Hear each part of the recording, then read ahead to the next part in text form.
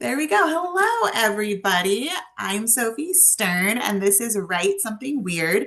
And I'm here with the wonderful Madison Chase this evening. Hello, everybody. Hello, hello. Hi.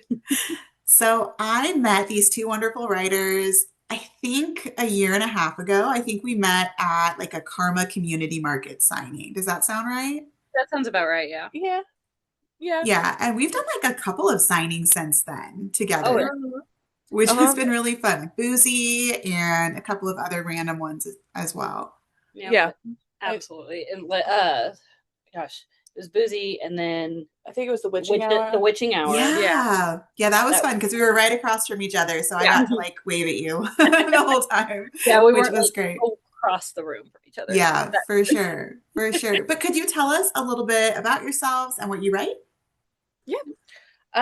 We write urban fantasy. That's the current genre. Eventually, we're going to be a multi-genre. So yeah. sorry, I'm scratching my nose. You're good. You're We're good. gonna You're be good.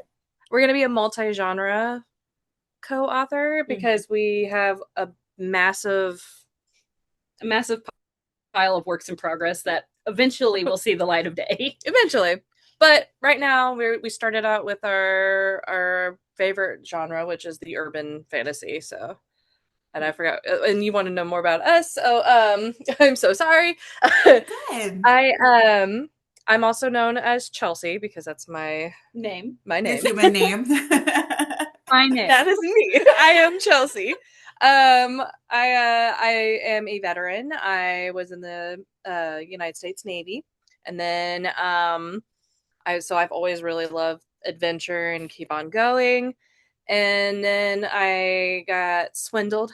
I'm just kidding. I'm not swindled. I ended up getting convinced to move back to Missouri. You were seduced You're into right. Missouri. Seduced into Sure. Missouri. It could happen to anybody, really. Seduced. So I originally graduated from Waynesville Senior High School down in that St. Robert Waynesville location, and And she escaped. I did. I escaped, and somehow Missouri just has that way of just no, you're mine now. So, It captures you. Yeah. mhm.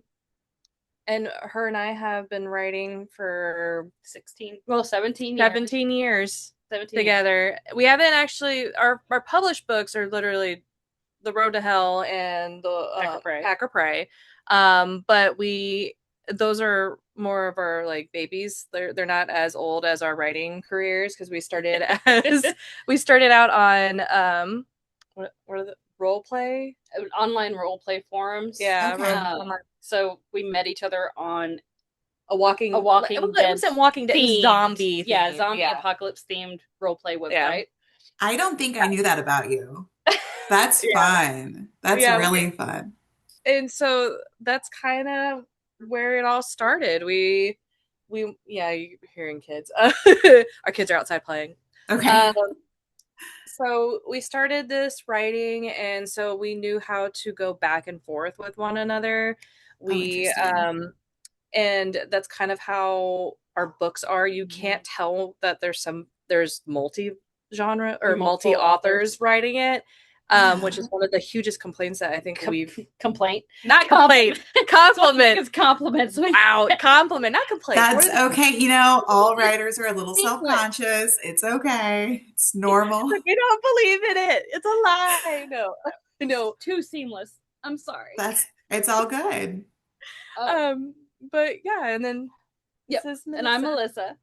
Melissa. I'm just a chaos gremlin and hobby collector. Not much. I was a substitute teacher and I was a body piercer and Cool. I am an author and now run a bookstore. Yeah. So, Okay, so love this about all of you. And I love that you both have like these really like full, rich, diverse backgrounds because I'm sure that plays a role in your writing.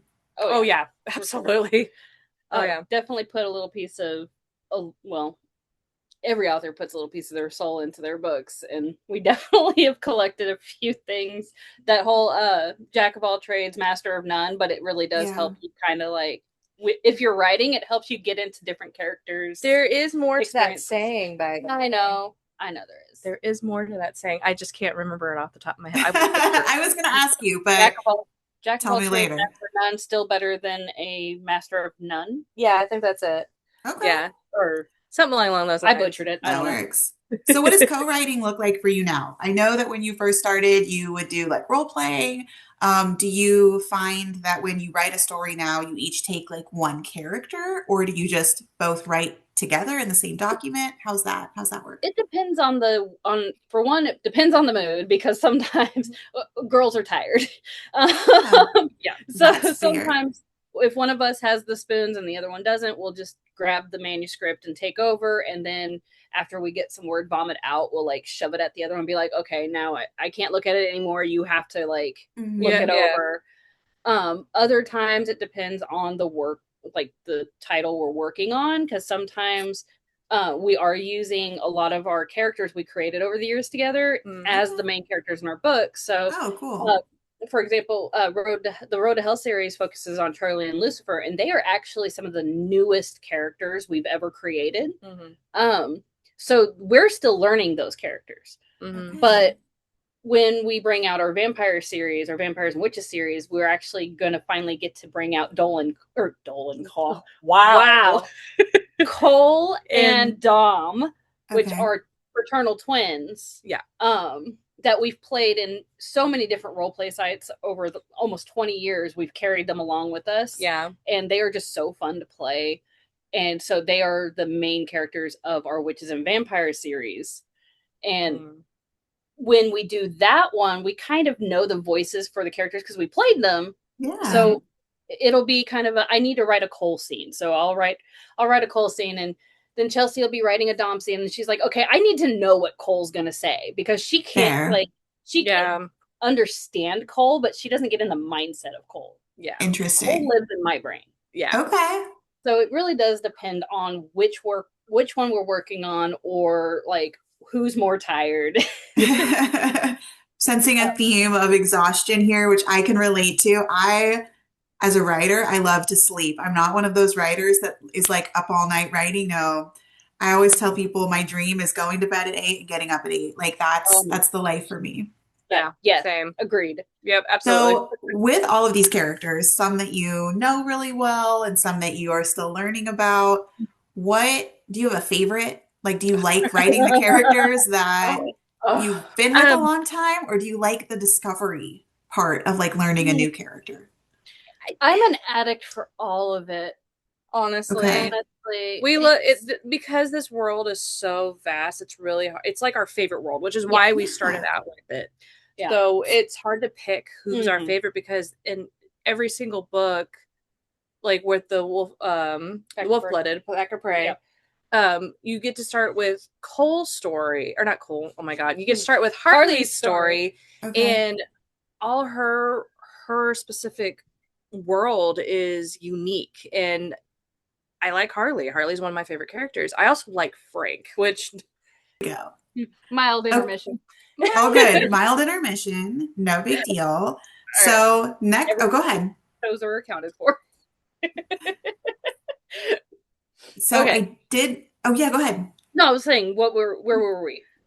My next question was about Kansas City because one of my favorite things is the book community in Kansas City. And I really love how I feel like we've connected in the book community and there are so many cool, different, interesting things happening. So, could you talk a little bit about your connection to the book community and how you started getting involved in that in Kansas City? Oh my gosh. Well, for one, we went to we took a chance on this really random night to go to the Reroll Tavern Okay. was hosting like a writer. kind of like not necessarily an author pop-up like we're used to, but more like they brought in a couple of authors to come speak to authors and talked about certain types of writing techniques or like points of writing. Invited people to bring parts of their manuscripts and read it out loud if they wish to do it. So we're like, let's do Okay. it. And that was when we met MS Chambers. She was one of the speaking authors that night. Okay. And she, like, if anybody's ever met her, she is like the most lovable, sweetest, sweetest auntie ever. yes, she is like the aunts that you see from Practical Magic, yeah. So she Love. always gives that like that warm, glow, loving vibe. yeah. And she was so like excited. Like we were talking to her after she did her part. She was just so excited to hear that we were so like working on a book together and like just Yeah. kind of talking. She mentioned Karma Market holds these book fairs. Well, no. She didn't mention it. It was on her page. It was on her page. And we were cool. like, oh, that's for Mother's Day. We should go check that out. Because we were in the process of finishing up our manuscript. Mm-hmm. And so we went to, I think it was Karma's second event. I think it was their second event. Second event. It was on Mother's Day of 2024, something like that. Yep. Yeah. And so we went to this event as regular readers, as customers, and we met so many really cool people. We met Jessica DeShaka. We've met A.L. Davidson there. I met Ivy Cole there. Ella Kindred. Oh, I love Ivy. Yeah, spark plug. I feel like she's one of those people where anytime someone says blah blah blah Ivy Cole, everyone goes, I love Ivy. Like she's just such a delight. Well, we even met El Sparrow there for the first time too. Oh my goodness. He was like right there, front and center, and we're like, I'm coming back to get your book, and we're like, cool. And then like we did our whole lap and met everybody, and then came back to get the book, and oh, I'm sold out. I'm like, oh, of course, El Sparrow sold out. So she sold out of Leviticus, and we did our little order form, and we're like, okay, cool. One, like she's super hot. I'm kind of scared, and this book sounds amazing. Well, and she has a presence. I feel like great presence. Yes, she knows how to light up a room. She does. Yeah, and she is so sweet and thoughtful too. Oh, like, I agree. It's like just yes, I gush over all the authors. They're just so gushy. Yeah. So that was your first like local event, though. Yeah, and then we went to Boozy Book Fair after that as customers. Yeah, as customers. Because that was the one where it was wrapped for blocks, and we got to the end of the line, and I think we stood in line for 2.5 hours. Yeah. Like we did a TikTok with the eyes that are painted on one of those buildings. We're like he looks at me, and I look at him. Oh my goodness! Yeah, we were a little delirious at that point. We were. Yeah, that's because a long the ice one. cream truck. Because the ice cream truck was done. He was out of ice cream. Yeah, he was out of ice cream. Sad. Because we got to that point, we're like, ice cream, because we've been waiting for so long, and they're like, yeah. But we got in, and then we like met everybody else again. And it's like, okay, I saw you before, and oh my gosh, this is even more people. And it was just one of those like, this is something that happens regularly for authors. Like adult book fairs are a real damn thing. How do we get in on this? And I want to say, well, I can't remember who our very first one was. I feel like it was Karma. It was at Karma was our very first one. Was it? Or was it if we don't count Art Garden Casey. Well, so there's Art Garden Casey, and then I swear it was either between doing like a little mini market with the Gilded Page, or there was a Phantom Page, and then it was either Phantom or I think it was Phantom first, and then the little mini author thing with the Gilded Page.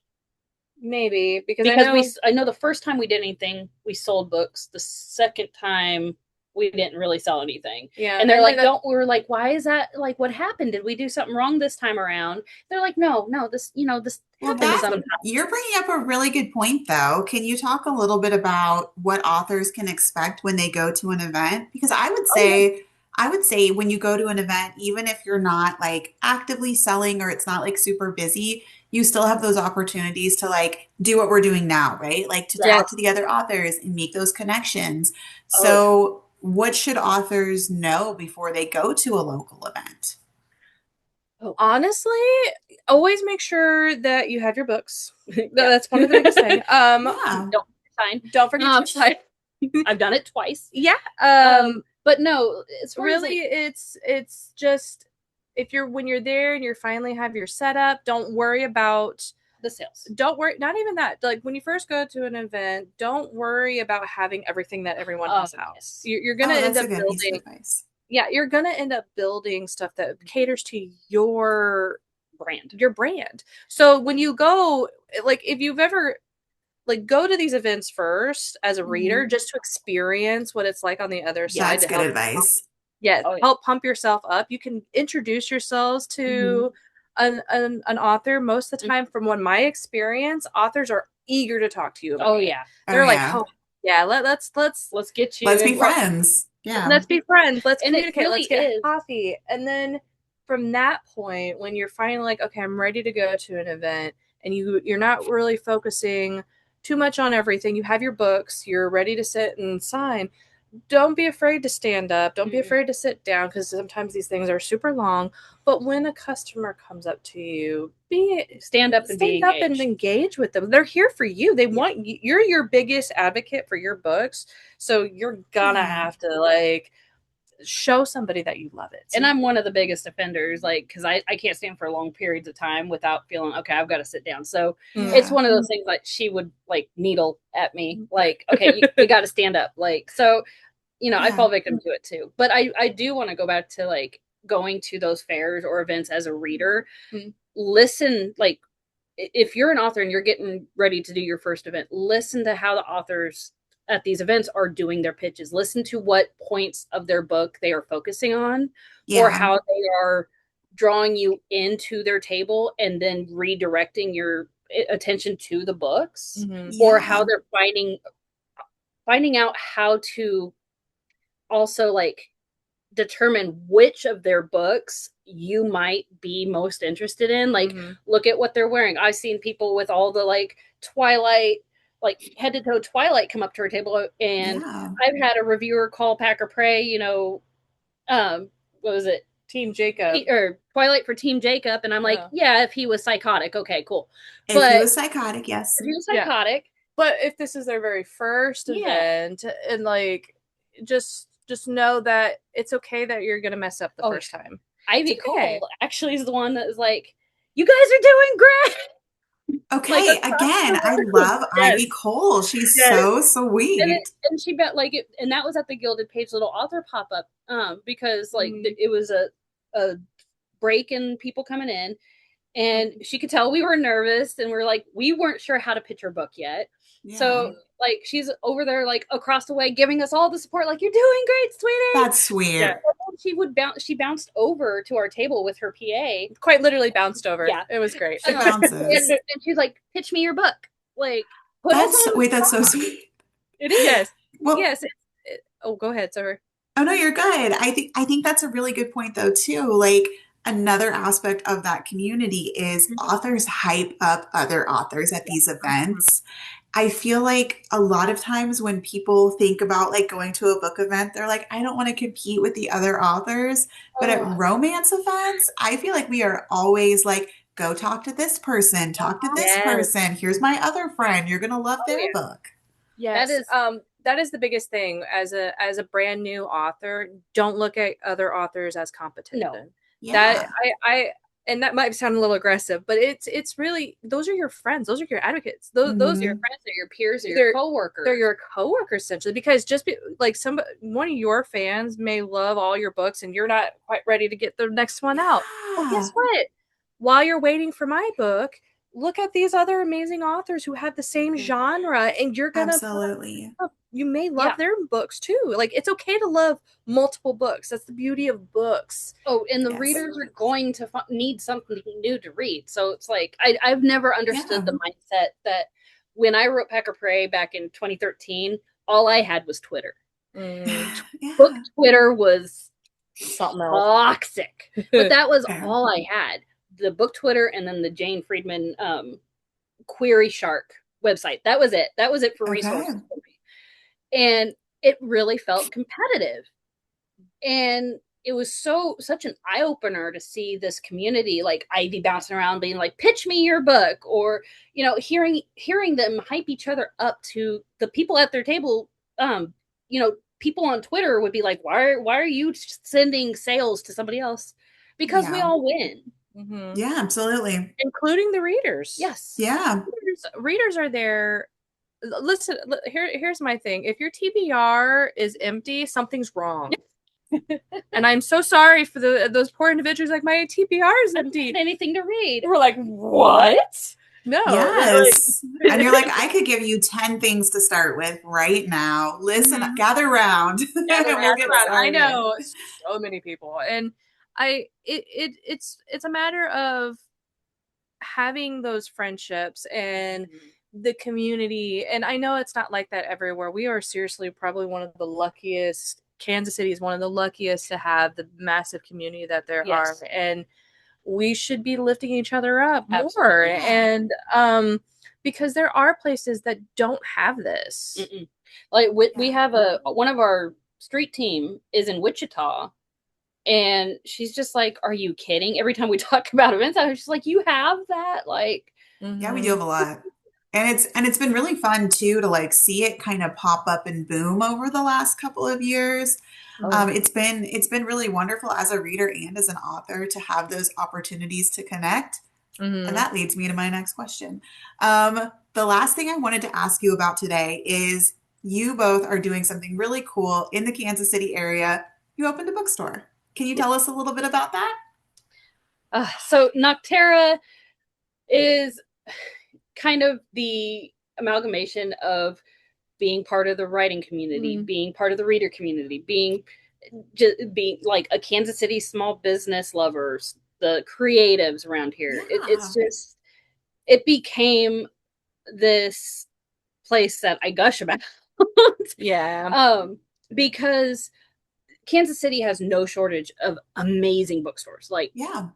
so many Prospero's, Red and Rooted, Under the Cover, Smitten, Bliss or Wine Bar, Trailhead Books. There's so many, like, could go on and on. Mm. And it is an amazing hype. And we all, like, anybody who's actually lived in Kansas City knows that the metro is Massive. crazy massive. Yeah.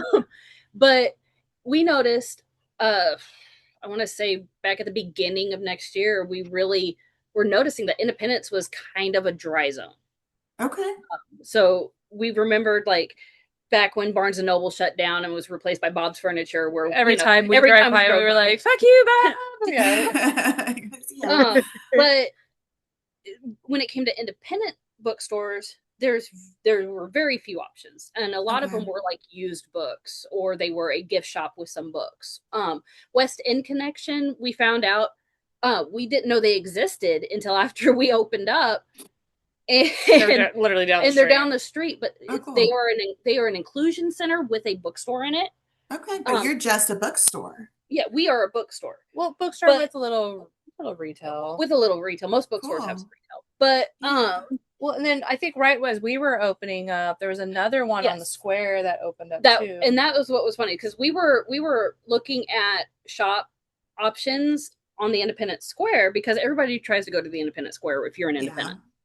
And we had our eye on one shop that was we had somebody who'd actually been eyeballing it for a long time, and she was like, "Hey, go look at this one," and it was okay, but it kind of it was the vibe, but it was a lot more work than we had the funds for. So we weren't quite ready to pull the trigger on it. And then this opportunity came up in the Inglewood district, which is another up and coming revitalized district, and they're having so many cool businesses pop up. So we jumped on the opportunity because we couldn't pass it up at that point. And as we were getting ready to announce our opening date, I go on TikTok and I see the Littlest Library is opening up on the Independent Square on that same day. And I'm like, okay, we're going to push our opening back.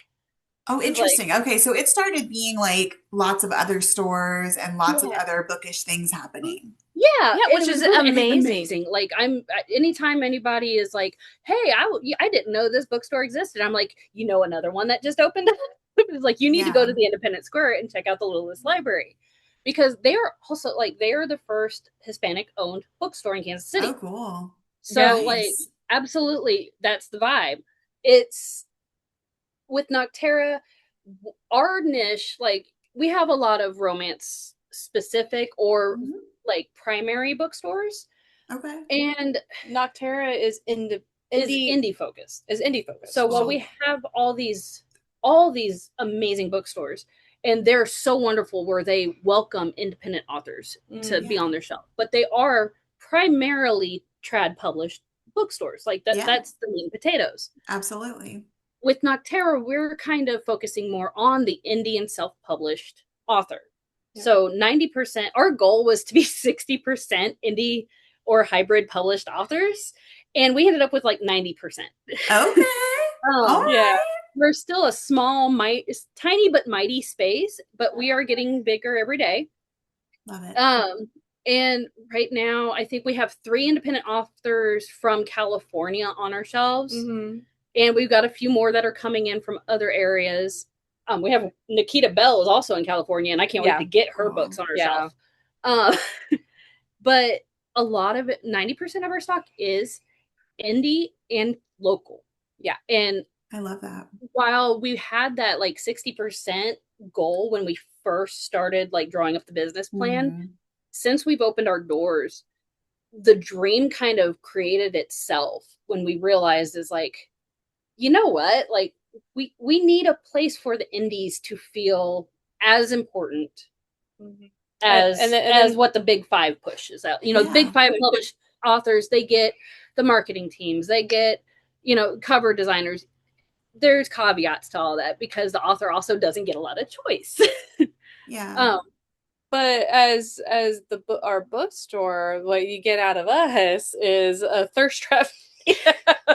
Leave my thirst trap videos alone. If you haven't watched Nocterra Bookery TikTok, go for it because it's great. We've had at least a few people go, "Yeah, watch this TikTok video." Okay. So, but that's brought people into your bookstore. Yeah, it has. You know, if I have to cringe myself out to get people to come see these authors, gosh, you'll do it. Whatever it takes for the love of books. Whatever it takes, because there is so much love for the indie creator, and that's just what we want Nocterra to be, is the indie hub for the indie creator. We're opening up a retail space now in there with great. That's cool. And that's going to also bring in small business, small artists from local Kansas City creators too. So yeah, we have a little space for our fellow indie authors, and we get extremely hyped up about everybody's books and try to sell everybody as much as we can. I probably overdo it. So sadly, she has a day job and she can only be at the bookstore on Saturdays.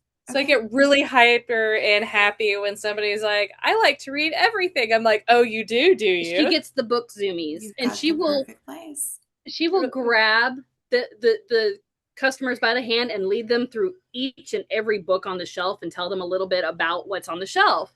Now that's an experience I could get behind. I love that. And magical. And almost everybody buys something. Almost everybody. Yeah, almost everyone. But you know, the hand holding would do it for me, honestly. Right. Yeah. There was one that looked a little bit afraid and left without anything. But you know, maybe a little too strong for that. It went a little too strong. But almost everyone has bought something, and we have a couple of people who are now, I would say, return. We have regular customers. We have regular customers every week. And we also have a book club for our indie author friends. Yeah. And that we did our last one last month, and our next one's coming up here soon. So people are really enjoying. We've had, what was it? Madison Nicole. Yep. We did one of her books. Oh my God. I can't. Pentagonal Coven. Yes. So it was a sapphic wide shoes, like smut dream. Amazing. All right, take my hand. Lead me to that book, please. And then this month we're doing Hidden Elements by M.A. Kilpatrick. Yes. And I know she's great. Yes, and we'll be putting up the voting for the next book soon. Yeah. So, like, lots of things are happening, and we also, as far as like what Nocterra does, we also offer indies a little bit more affordable, like editing, formatting services. Yeah, you offer a lot. And we are trying to build up a list of other freelance like editors and bookish professionals that are willing to like give a discount to indies, so we can help break that stigma that the population tends to have when it comes to self-published authors. Well, I love all of the things that you're doing. This has been really great, and it's really amazing to hear how your bookstore is like it sounds like it's kind of becoming this hub, which I love because it's so fun to see it from like the ground floor. And I can't wait to see where you both come next. But Yes. thank you so much for your time tonight. I really appreciate it. It was great to see you and have a wonderful night. You You too. too.